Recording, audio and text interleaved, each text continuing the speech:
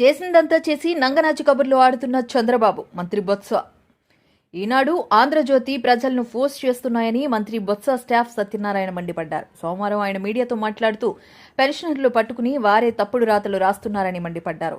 ఎన్నికల కమిషన్ ఫిర్యాదు చేసింది ఎవరు? సిటిజన్ ఫర్ డెమోక్రసీ పేరుతో ఫిర్యాదు చేశారు. సిటిజన్ ఫర్ డెమోక్రసీ సంస్థకు నిమ్మగడ్డ రమేష్ అధ్యక్షుడు. చంద్రబాబును దేవుడు కూడా క్షమించడు అని మంత్రి బొత్స మండిపడ్డారు. విఆర్ఓ ఇంటి చుట్టూ తిరిగి పెన్షన్ తెచ్చుకోవాలో, ఏదైతే జన్మభూమి కమిటీ ఉన్నప్పుడు వాళ్ళకి దొంగ పొలం ఇచ్చుకొని పెన్షన్ తెచ్చుకోవాలో, మళ్ళీ అవినీతి కార్యక్రమాలని, మళ్ళీ ఆ విధమైన శ్రమని, ఆ విధమైన ఇబ్బందిని, అది విధానం తెలుగుదేశం. ఆ విధానాన్ని మళ్ళీ ఇప్పుడు ఎన్నికలు ఇంకా అవకంటే వాళ్ళ విధానం ప్రవేశపెట్టారు. ఇది వాస్తవం కాదా? ఇది మోసం కాదు, ఇది న్యాయం కాదు, ఇది అన్యాయమైన కార్యక్రమం కాదా? ఇది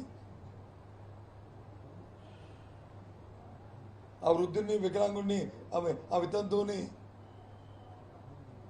గీత కార్మికుడిని, నేత కార్మికుడికి ఇవాళ ఇది ఇబ్బంది కాదా? దీన్ని పైపెచ్చు ప్రభుత్వం దగ్గర డబ్బులు లేవంట, అందుకని ఇది వచ్చాల్సి. అందుకే ఏప్రిల్ ఫూల్ అన్న. ఎవరిని ఫూల్ చేస్తారు మీరు? ఎవరిని ఫూల్ చేయడానికి వచ్చి మీరు ఈ రాత్రులు రాస్తున్నారండి.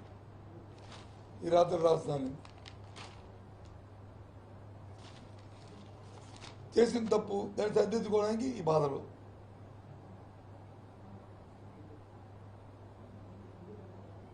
ఏంటి ఆలోచించేయండి మీ అందరూ. మీరు కూడా, మీరు సోదరులు, మీరు ప్రస్తుతంలో ఉన్న మీరు రిపోర్ట్స్ అయినప్పటికీ కూడా, మీరు పాత్రికలు అయినప్పటికీ కూడా మానవత్వం ఉన్నవాళ్ళు మీరందరూ. ఎంత రాజకీయాలు, ఎంత ఎవరి దగ్గర మన ఉద్యోగ ధర్మం చేస్తున్నప్పటికీ కూడా మానవత్వం వ్యక్తులు మనందరం కూడా. ఫస్ట్ మనం మానవుని, తర్వాత దాని ధర్మాన్ని, బతుకు జీవి కోసం మనం వివిధ కార్యక్రమాలు చేస్తుంటే అందులో భాగం ఈ వృత్తి, ఈ ధర్మం. ఇది ఇలాంటి నీచమైన ఆలోచనతో దుర్మార్గమైన కార్యక్రమాలు చేయడం ఇది. మళ్ళీ పైపెచ్చు ఈ రాతలు 100% పేదవాడి మీద కక్షతో ఈ రాష్ట్ర ప్రభుత్వం చేస్తున్న సంక్షేమం 60 లక్షల మంది పేదవాళ్ళకు వచ్చి ఈ పెన్షన్ ఇస్తే ఇది అందకుండా చూడాలనే దుర్బుద్ధితో ఇది అడ్డుకోవడానికి చేస్తారు. ఇది ఒక నెల కాదే, ఈ నెల, వచ్చే నెల, ఆ పై వచ్చిన నెల, 3 నెలలు.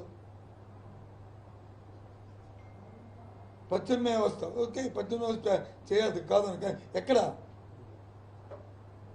3 లక్షల మందిని రీప్లేస్ చేయడం అవిటీస్ ఏ రకంగా? ఎన్ని రోజులు? 1-2 రోజులు చేయగలరా? అది సాధ్యమవుద్దా? అవుతుంది 30 రోజులకి. ఇచ్చాడని, నాకు డబ్బులు తక్కువ ఇచ్చాడని, లేకపోతే నాకు లంచం ఇస్తే ఇవ్వలేదన్నాడని, ఇలాంటి బోల్డింగ్ వస్తాయి.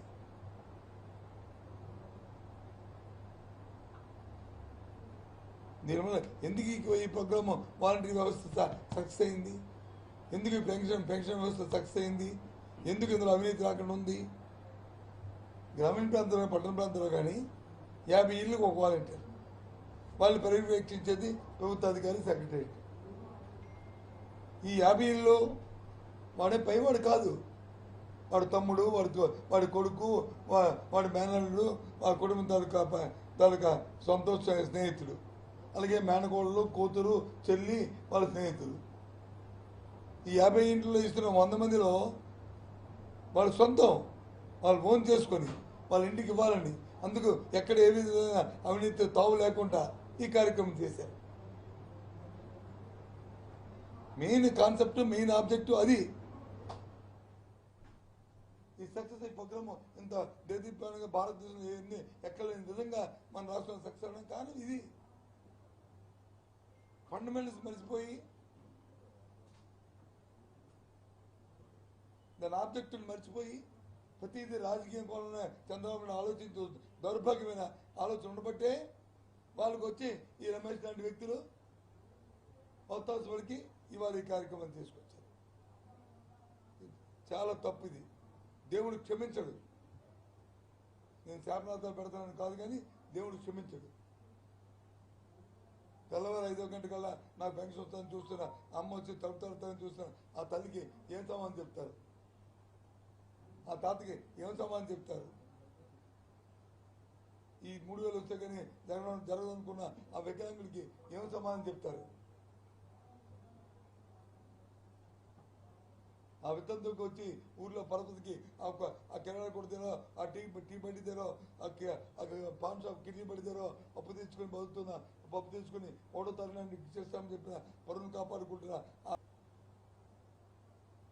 ఏమి రాజకీయాలు అంటే ప్రతిదీ రాజకీయమేనా? మానవత్వం ఉండొద్దు మనిషికి? వాళ్ళు మనుషులా ఏంటి? దీన్ని తీవ్రంగా మేము దీన్ని ఆక్షేపిస్తున్నాం. ఇంకా మాకు సర్దిద్దుకోవడం కూడా చేతులు లేదు.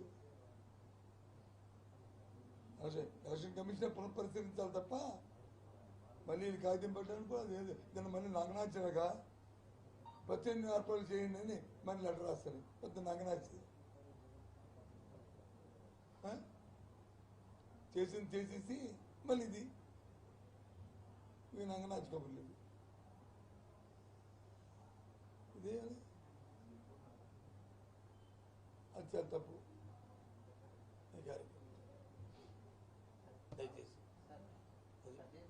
చాలా మంది వాలంటీర్లు ప్రభుత్వానికి అనుకూలంగా పనిచేస్తున్నారు, అందులో భాగంగానే ఈ కంప్లైంట్ ఇవ్వడం జరిగిందని వాళ్ళ వాదన. ఒక్క విషయం తెలుసాను సార్, మీరందరూ విలేకరులు, పాత్రికేయులు, మీరందరూ